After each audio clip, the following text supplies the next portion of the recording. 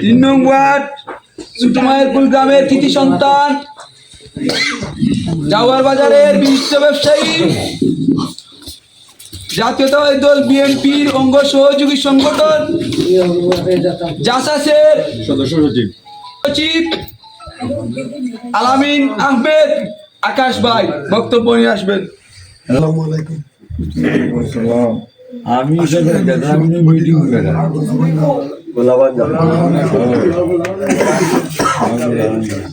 আমি প্রথমে শুক্রিয়া জানাইলাম মহানগর দরবারে সবাইকে ধন্যবাদ জানাই যারা একত্র হইয়া আমাদের সম্মান একত্রভাবে আমাদের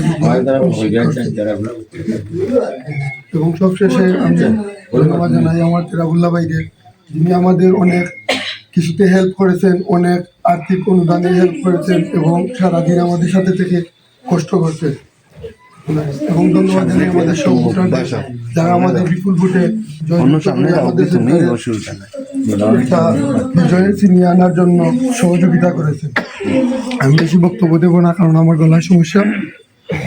সবাইকে ধন্যবাদ জানিয়ে আমি ওটাই বলবো যে আপনাদের ভোটের জন্য আমরা আপনাদের দ্বারে দ্বারে গিয়েছি, কিছু প্রতিশ্রুতি আমরা দিয়েছি, আমাদের লিটারের থেকে এনে দিয়েছি। আমরা যেভাবে আপনাদের প্রতিশ্রুতি দিয়েছি সেভাবে আমরা চেষ্টা করব আমাদের নেতার কাছ থেকে এনে আপনাদের প্রতিশ্রুতি পূরণ করার জন্য। এবং আমি সবশেষে ওটাই চাইবো যে প্রতিহিংসামূলক কোনো ধরনের কোনো কিছু না করে আমরা সবাই মিলেমিশে যাতে চলতে পারি।